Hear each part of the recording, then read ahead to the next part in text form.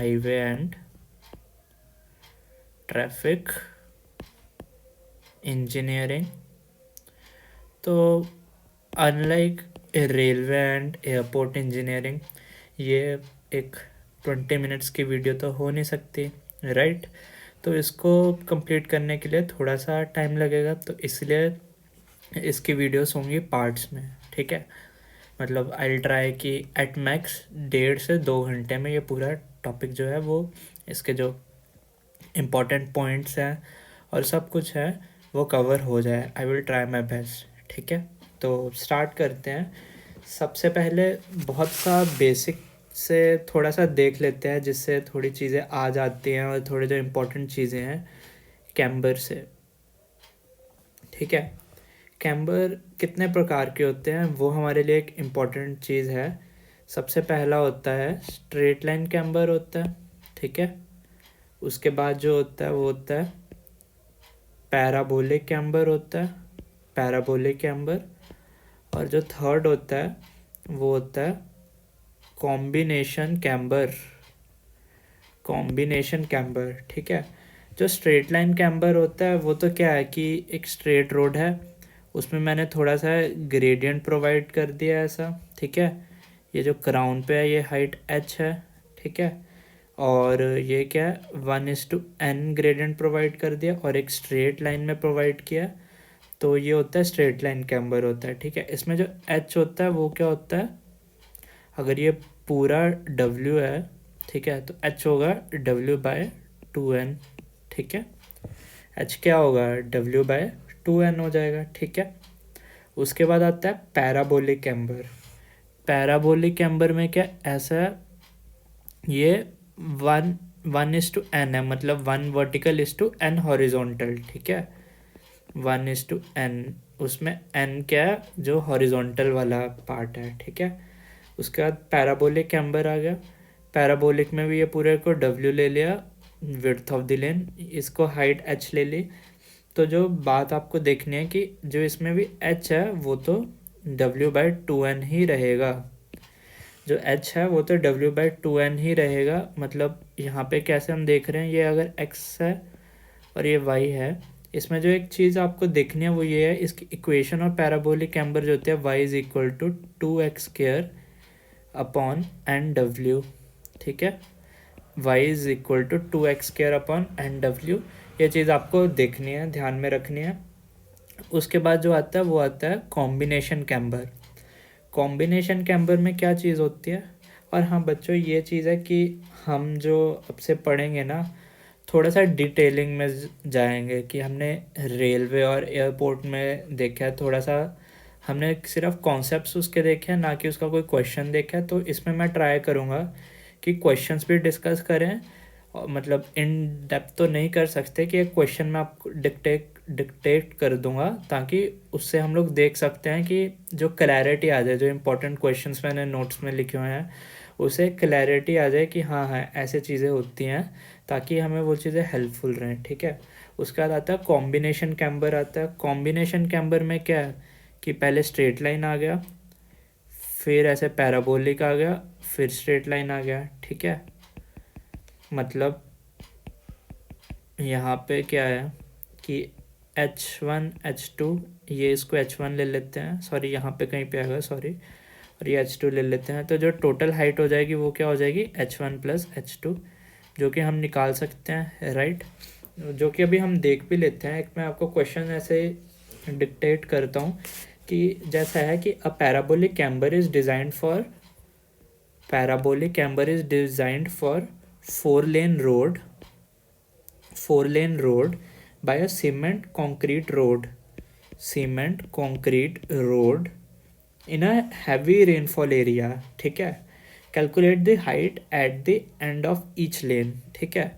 Cement concrete की road है और उन्होंने क्या height at the end of each lane बोला है, ठीक है। सबसे पहले तो इससे तो अब हमें क्या दिखता है कि इस पे प्रोसीड करने से पहले हमें ये वाला जो टेबल था वो ध्यान में होना चाहिए। Type of road surface, type of road surface, उसके बाद कैम्बर कितना होगा, ठीक है, कैम्बर कितना होगा, हैवी रेनफॉल में और लाइट रेनफॉल में, ठीक है। तो टाइप ऑफ, ये चीज़ आपको, ये बहुत ही इम्पोर्टेंट टेबल है ये वाला जो है, ये ध्यान में रखना है हमेशा ही। तो टाइप ऑफ रोड सरफेस में सबसे पहला तो वही है हमारा जो अभी ऊपर देखा क्वेश्चन में, सीमेंट कंक्रीट। सीमेंट कंक्रीट, या इसको हम लोग हाई बिटुमिनस भी बोलते हैं, हाई बिटुमिनस, ठीक है। इसमें हैवी रेनफॉल है तो उसमें क्या लेंगे 2%, और लाइट रेनफॉल में कितना लेंगे 1.7%, ठीक है। उसके बाद है thin bituminous surface, thin bituminous surface, ठीक है। अगर ये वाला सरफेस है इस केस में हम लोग क्या लेंगे भैया, इस पे अपन लोग लेंगे सीधे 2.5%, और ये वाली चीज़ यहाँ पे आ जाएगी 2% हैवी लाइट।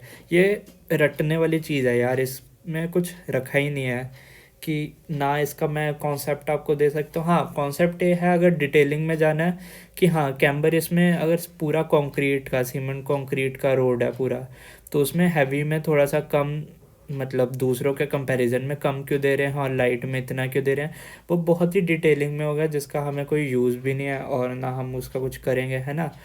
तो सीमेंट तो ये थोड़ा रटना ही है कि सीमेंट कंक्रीट या फिर हाई बिटुमिनस में हैवी रेनफॉल 2%, 1.7, थिन बिटुमिनस में 2.5, 2%, और तीसरा आ जाता है वाटर बाउंड मैकेडम या ग्रेवल पेवमेंटो। इस केस में कितना ले लो 3% ले लो, और ये तो आएगा ही यहाँ पे 2.5%, ठीक है। और जो फोर्थ है वो डायरेक्ट अर्थ है, इसमें 4% और 3%। तो इसको रटना एक बहुत मुश्किल काम तो नहीं है ना, कि ये जो बस 2%, 1.7, फिर तो हैवी में देखो 0.5 बढ़ाओ इसमें 2.5, और ये वाला यहाँ पे आ रहा है 2.5 का हाफ बढ़ाओ 3 आ रहा है, ये यहाँ पे हो रहा है 3 का 4 हो रहा है, और यहाँ पे 3 आ रहा है। तो this is not a difficult thing right, कि इसको हमें याद करना तो एक बड़ी बात नहीं है। तो बस ये चीज़ आपको ध्यान में रखना है कि cement concrete, thin bituminous, water bound macadam या अर्थ, है ना।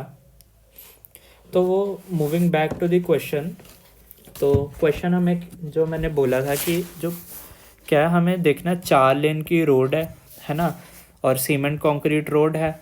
और अगर सीमेंट कंक्रीट रोड है, सबसे पहले तो देखिए वो उसकी पूरी विड्थ क्या होगी। चलो पूरी विड्थ होगी, उसमें हमें देखते हैं कि कितना लेते हैं भाई, हम 3.5 मीटर लेते हैं ना फॉर एक्स्ट्रा लेन। हर लेन की विड्थ अगर मोर देन 2 लेन हो, पहले अगर सिंगल लेन हो 3.75 लेते हैं, अगर मल्टीपल लेन हो तो कितना लेते हैं 3.5 लेते हैं, है ना। तो और इधर 4 लेन है तो टोटल विड्थ कितनी हो गई इंटू 4, तो ये कितना हो गया 14 मीटर हो गया, है ना। कितना हो गया 14 मीटर हो गया, राइट। और इसमें क्या है, हैवी रेनफॉल है, सीमेंट कंक्रीट रोड है, तो उसमें जो कैम्बर कितना हो जाएगा, कैम्बर कितना है 2%, राइट। 2% मीन्स 2/100, 1/50, मतलब 1 in n, तो n की वैल्यू क्या आ गई 50 आ गई इसमें, है ना, है कि नहीं।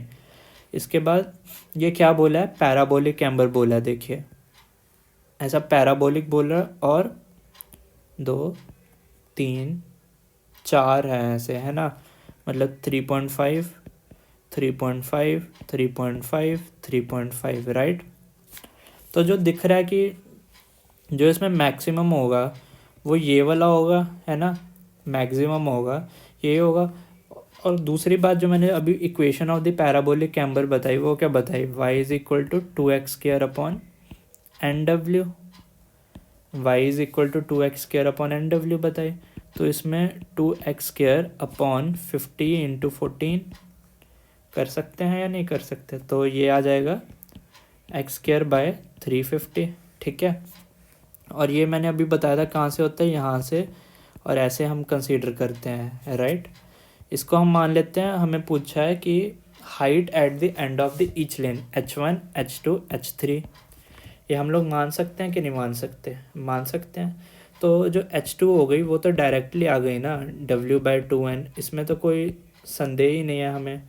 इसमें w क्या है, 14/2 × 50, तो मतलब 0.14 मीटर आ गई। h2 तो डायरेक्टली आ गई, है ना। अब हमें जो संदेह है वो है h1 और h3 में, जो कि दिख रहा है क्योंकि यहाँ से यहाँ इक्वल डिस्टेंस है, यहाँ से यहाँ पे इक्वल डिस्टेंस है। तो h1 बराबर किसका होगा, h3 होगा कि नहीं होगा। और ये पूरी विड्थ जो है वो है 0.14 है, तो ये क्या हो जाएगी 0.14 माइनस वाई, 0.14 माइनस वाई हो जाएगी कि नहीं हो जाएगी। तो और यहाँ से लेके x की वैल्यू कितनी है 3.5, मतलब y इज इक्वल टू 3.5 का स्क्वायर डिवाइडेड बाय 350 अगर हम कर रहे हैं। तो ये देखिए कैलकुलेटर से कितना आ रहा है, 3.5 स्क्वायर डिवाइडेड बाय 350, तो ये आ रहा है 0.035। मतलब यहाँ 0.035 है, तो h3 जो हो जाएगा मेरा वो क्या हो जाएगा 0.14 माइनस 0.035, तो हो जाएगा 0.105 मीटर हो जाएगा, और यही हो जाएगा h1 हो जाएगा। ठीक है, तो हमारे पास आ गया कि हर लेन के एंड पे कितना है, वो चीज़ आ गई। तो इसमें पैराबोलिक कैम्बर में जो हमें चीज़ ध्यान में रखनी है वो यही सी चीज़ ध्यान में रखनी है कि हाँ भैया ये इक्वेशन होती है 2x² और h is equal to w/2n होता है, और n होता है 1:n होता है जो हॉरिजॉन्टल का होता है, और 1 वर्टिकल वाले का होता है, सॉरी 1 वर्टिकल वाले का होता है। ठीक है, ओ पूरा ही मिट गया, वाह। ठीक है, समझ आया। ठीक है, उसके बाद एक और क्वेश्चन जैसे मैं आपको बता देता हूँ, ये पूरा सॉल्व नहीं करेंगे क्योंकि एक चीज़ हमने कर लिया सॉल्व, है ना। अब दूसरी को ऐसे सॉल्व करने का कोई सेंस नहीं बनता। तो हाँ चलो, बीच में मैं आपको एक IRC रिकमेंडेशन ना एक साथ नहीं बताऊंगा कि एक साथ अगर मैंने IRC रिकमेंडेशन बता दी तो थोड़ा सा घमासान हो जाएगा और आपके अंदर बहुत ही कन्फ्यूज़न आ जाएगी। इसलिए एक साथ हम लोग IRC रिकमेंडेशन नहीं पढ़ेंगे, क्योंकि एक साथ अगर हमने IRC रिकमेंडेशन की तो घमासान हो जाएगा, मतलब आपके अंदर काफ़ी कन्फ्यूज़न हो जाएगी। पहले तो वो तो पता ही है आप में क्या होता है कि 3.75 सिंगल लेन के लिए होता है, मल्टीपल लेन हो तो होता है 7 मीटर विदाउट कर्व होता है, 7.5 मीटर होता है विद कर्व होता है। तो ठीक है, उसके बाद कर्व्स का जो IRC रिकमेंडेशन है वो देख लेते हैं, वो क्या है। अगर लो और माउंटेबल है तो उस केस में 10 सेंटीमीटर ले लेते हैं हम। अगर सेमी बैरियर टाइप का है तो 15 सेंटीमीटर, और अगर पूरा ही बैरियर है तो 20 सेंटीमीटर का कर्व, है ना। ये चीज़ है, लो माउंटेबल 10 सेंटीमीटर, सेमी 15 और बैरियर ये हो गया। और उसके बाद जो मीडियन होता है, जो मीडियन वाला होता है, मीडियन का IRC रिकमेंडेशन क्या है, मीडियन का क्या है, जो इसमें आपने आंसर देना वो देना है 3 metre where land is restricted, 3 metre where land is restricted. ठीक है, और 5 मीटर फॉर रूरल हाईवे होता है, वो तो ठीक है, पर 3 metre where land is restricted मतलब जो हमारा हाईवे होता है ना उस पर 3 मीटर रहता है। ठीक है, समझा, बढ़िया।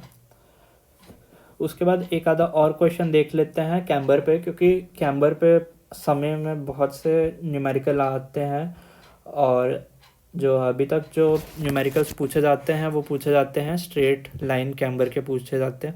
वो तो कोई भी जवाब दे देगा कि हाँ भैया h is equal to w/2n होता है, 1:n होता है। और पैराबोलिक का भी जो सिंपल आ गया कि हाइट ऑफ द क्राउन पूछ लिया, वो तो क्या बोल देंगे h is equal to w/2n, वो तो कोई भी बता देगा। लेकिन हाँ ऐसे अगर सवाल आ गए तो इनको बनाने में हमें थोड़ा सा दिमाग लगाना पड़ेगा, और अगर हमने पहले ऐसा सवाल देखा होगा तभी हम ऐसे सवालों के साथ डील कर सकते हैं इन फ्यूचर के।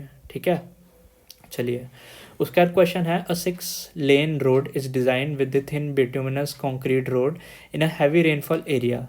If the middle 2 lane is made parabolic and 4 is made straight, और फिर हाइट ऑफ द क्राउन पूछी गई है। तो सिंपल है कि यहाँ पे 2 जो हैं स्ट्रेट है और मिडल के 2 पैराबोलिक हैं फिर स्ट्रेट है, मतलब यहाँ पे यहाँ पे और वो, ठीक है। ये क्या है 3.5, 3.5, ये भी 2 3.5 के, ये एक 3.5, ये 3.5, ठीक है। और क्या बोला है, thin bituminous concrete in a heavy rainfall. तो उसमें कैम्बर आप लोगों को मालूम ही है क्या होता है, 2.5% होता है कैम्बर। मतलब कितना हो गया, 1/40 हो गया, मतलब एन की वैल्यू क्या हो गई, 40 हो गई, ठीक है। अब हमें ये पूछा है हाइट ऑफ द क्राउन पूछा है, तो वही है भाई, दोनों की हाइट h1 और इसकी हाइट है h2, यही करना है हमें, है कि नहीं। तो अगर h1 देखे जाए वो क्या हो जाएगा, W/2n, उसमें W कितना है, h1 में W कितना है, को यही तो हमें दिक्कत है कि अब h1 के लिए W कैसे निकालना है और h2 के लिए W कैसे निकालना है, वो देखते हैं। h1 के लिए जो W है वो कितना हो है, 3.5 × 2 डिवाइडेड बाई 2 × 40, है कि नहीं। तो कितना हो गया, 3.5/40 कितना हो गया, 0.0875 मीटर, ठीक है। और h2 की बात आई तो h2 में कितना हो गया, W/2n, कितना है W इसमें, 4 है, 3.5 × 4 अपॉन 2 × कितना है n का वैल्यू, 40, ठीक है, 7/40 कितना आ गया, 0.175 मीटर। दोनों का सम कर दें तो कितना आ जाएगा, 0.0875,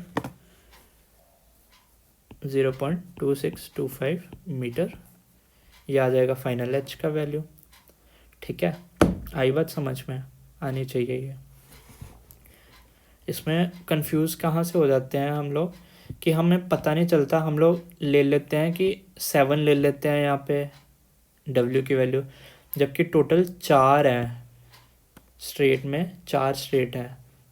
जैसा कि आप कहेंगे फिर अगर 4 स्ट्रेट हैं तो लेकिन यहाँ पे तो 2 पे भी काम चल रहा है। देखो भैया, असली में स्ट्रेट भी तो ऐसा ही होता है, उसमें मैं ये बोलता हूँ कि यहाँ तक काम हो रहा है तो ये ले लो, नहीं ना, W तो ये मैं पूरा ही कंसीडर करता हूँ ना, तो फिर यहाँ पे वो भेदभाव क्यों करना, हमें यहाँ पे वो भेदभाव नहीं करना है ना, नहीं करना है, ठीक है। उसके बाद एक स्टॉपिंग साइड डिस्टेंस पे जाते हैं फटाफट से। हमें पता है कि जो स्टॉपिंग साइड डिस्टेंस होता है वो क्या होता है, lag distance plus braking distance होता है, lag distance plus braking distance होता है ना। तो वो हमें पता है कैसा होता है, वो होता है 0.278 VTR plus V² divided by 254F। ये चीज़ तो हमें पता है, डेरिवेशन में हमें देखा है। लेकिन मान लीजिए कुछ ऐसा आ गया कि हमें स्पीड को ज़ीरो नहीं करना, हमें उसकी स्पीड को ज़ीरो नहीं करना भैया, हमें उसको पूरा रोकना ही नहीं है, हमें उसकी स्पीड रिड्यूस करनी है ना। मतलब एक एग्जांपल के तौर पे ये बोलता हूँ कि a vehicle is travelling on a national highway has to enter in a major district road if the vehicle is moving with 80 km/h, ठीक है, 80 kilometre, and the speed limit provided for the major district road is 60 km/h. What is the side distance required to reduce the speed from 80 to 60? Consider u जो friction coefficient है वो 0.35 और reaction time 2.2 second, ठीक है। पहली बात तो ये है, हमको मालूम है कि जो स्टॉपिंग साइड डिस्टेंस होता है वो क्या होता है, VTR plus V² divided by 2μg, अगर सारा मीटर पर सेकेंड में हो काम, ठीक है। ये चीज़ है, अगर मैंने इसको ले लिया km/h में ले लिया और इसको भी ले लिया km/h में ले लिया, है ना। अब अगर हमें पूछा गया है कि उसकी स्पीड रिड्यूस करनी है, ना कि हमें उसको पूरा ज़ीरो कर देना है, तो कैसे हमें करना है, तो कुछ नहीं, तो बस ये करना है, मतलब अगर आपने km/h में लेना तो 0.27 V1TR plus V1² minus V2² upon 2 54 mu या फिर एफ, जो भी आप मान रहे हो, ठीक है। ऊपर एफ लिखा था, इधर म्यू लिख दिया। तब ऐसे करना है, मतलब जो जब हम इसकी डेरिवेशन करते हैं, हमें जो क्वेश्चन देखे हैं, हमने वो क्वेश्चन देखे हैं कि हमें उसकी पूरी स्पीड रिड्यूस करके ज़ीरो करनी होती है हमारे क्वेश्चन में। पर मुझे अगर उसकी स्पीड ज़ीरो ना करते हुए मुझे कुछ उसको फाइनल स्पीड v2 देनी है, तो मुझे अगर उसका एक फाइनल स्पीड v2 देनी है तो वो मैं इस प्रकार से करूँगा कि जो पहले तो वो ट्रैवल कर रहा है, जो उस पर रिएक्शन टाइम किस पे लगेगा, जो वो स्पीड है, जो वो v1 स्पीड से मूव कर रहा है उस पर रिएक्शन टाइम लगेगा ना, उसके बाद वो v2 में एंटर होगा, है कि नहीं। तो इसलिए वो मैं कंसीडर करूँगा, ठीक है। और v1 square 0.278 VTR plus v square divided by 254 F, ठीक है। और इसके बाद ही हम स्टॉपिंग साइड डिस्टेंस को ही पूरा थोड़ा सा करते हुए कि अगर मैं बोल रहा हूँ कि अप दी स्लोप है, अप दी स्लोप मतलब कि जो व्हीकल है ऐसे स्लोप पे ऊपर जा रहा है, ठीक है। उसके में जो स्टॉपिंग साइड डिस्टेंस हो जाएगा वो हो जाएगा VTR plus v square divided by 2G, मतलब ये सारे मीटर पर सेकंड में है। अगर mu plus n percentage, n क्या है, इसकी स्लोप है, ठीक है। अगर अप दी स्लोप जा रहा है, ऊपर जा रहा है, तो यहाँ पे पॉजिटिव आ जाएगा, ठीक है। और अगर क्या है, डाउन दी स्लोप है, डाउन दी स्लोप मतलब व्हीकल क्या है, ऊपर से नीचे आ रहा है, तो स्टॉपिंग साइड डिस्टेंस हो जाएगा VTR plus v square upon 2G mu minus n percentage, ठीक है। डाउन दी स्लोप में क्या हो जाएगा, ये हो जाएगा, ठीक है। लगी बात समझ में। चलिए, उसके बाद इसका भी एक क्वेश्चन मैं आपको पढ़ के बताता हूँ, ठीक है। पूरा करने की तो ज़रूरत नहीं है हमें। वो क्वेश्चन ये कह रहा है कि a vehicle with speed 60 kilometre per hour are moving towards each other, ठीक है। टू व्हीकल, सॉरी एक व्हीकल नहीं है, टू व्हीकल है with the speed 60 km per hour are moving toward each other along the same line of action over a 3% gradient. Calculate the distance required to avoid head-on-head collision. Consider the time of reaction time as 2.5 second and mu is equal to 0.36। मतलब अगर ऐसा बोल रहा हूँ ना कि एक ही slope पे दो व्हीकल एक दूसरे की तरफ मूव कर रहे हैं, एक ऊपर से आ रहा है एक नीचे से आ रहा है, तो जो SSD पूछा है ना, वो सिंपली क्या हो जाएगा, SSD1 प्लस SSD2, ठीक है। मतलब हमें बस क्या करना है, V1 TR1 प्लस पहले के लिए अब दी स्लोप है तो V1 square divided by 254 mu plus n percentage plus V2 TR2 plus V2 square, यहाँ पे 0.278 आएगा और यहाँ पे भी 0.278 आएगा, और V2 square divided by 254 mu minus n percentage, ठीक है। बस दोनों को ऐड कर देना और हो गया हमारा सवाल, ठीक है।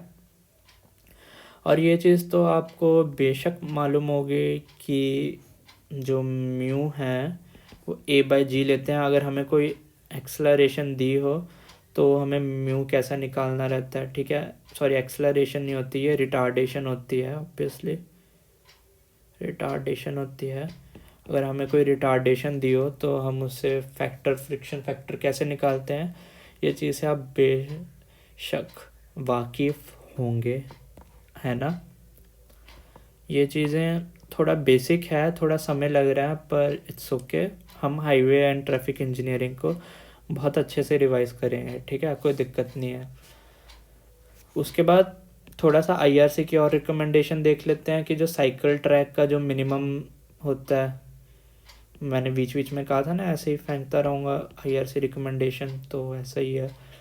तो मिनिमम इसका जो होता है वो क्या लेते हैं हम, 2 मीटर, और एक अगर एक्स्ट्रा लेन हो उसमें कितना लेते हैं, 1 मीटर लेते हैं। और शोल्डर लेन विड्थ कितनी लेते हैं, शोल्डर लेन विड्थ कितनी लेते हैं हम लोग, 2.5 मीटर लेते हैं शोल्डर लेन विड्थ, ठीक है। साइकिल ट्रैक का मिनिमम 2 मीटर, एक्स्ट्रा लेन पे 1 मीटर, शोल्डर लेन विड्थ 2.5 मीटर, ठीक है। आया बात समझ में? बढ़िया। उसके बाद हो गया हमारे पास, हमने अप दी स्लोप तो देख लिया है ना। लेकिन भैया मेरा अगर सवाल है कि अप दी स्लोप अगर कोई एंगल थीटा से जा रहा है, मतलब जो स्लोप है इधर, तो ये जो मेरी स्लोप है ये बहुत कम है, बहुत ही ज़्यादा कम है। अगर मेरी स्लोप बहुत ज़्यादा हो गई तो मैं क्या करूँगा उस केस में? मतलब सपोज करिए अगर है 1%, 2%, उसमें मुझे कोई दिक्कत नहीं है। लेकिन अगर स्लोप मेरी अगर 30% हो गई या 15% हो गई तो मैं क्या करूँगा? 30 डिग्री, सॉरी 30 डिग्री, ये 1 डिग्री 2 डिग्री इतना तो चलता है। लेकिन अगर 30 डिग्री हो गया तो उस केस में मैं क्या करूँगा? तो मैं फंस गया क्वेश्चन में। तो फिर मैं फंस गया क्वेश्चन में। तो उस केस को सॉल्व करने के लिए पता क्या करना रहता है? बेसिकली देखो यहाँ पे इफेक्ट किस में आ रहा है, इस पे आ रहा है, नहीं आ रहा। तो ये किसका कॉम्पोजिशन होता है अभी मैं बताया, लैग डिस्टेंस और ब्रेकिंग डिस्टेंस। तो ब्रेकिंग डिस्टेंस पे आ रहा है मतलब। तो अगर थीटा लार्ज है, थीटा इज लार्ज, उस केस में जो मेरा इफेक्ट आ रहा है वो किस पे आ रहा है, मतलब स्मॉल पे भी ब्रेकिंग डिस्टेंस पे ही आ रहा है, लेकिन लार्ज पे जो ब्रेकिंग डिस्टेंस है ना वो बन जाएगी v² divided by 2g sine theta plus mu cos theta. ठीक है, sine theta plus mu cos theta. और हम क्या करते थे पता है, v² इधर से साइन थीटा हम कॉमन ले लेते थे, 2g साइन थीटा, और ये टैन थीटा बन जाता था प्लस म्यू।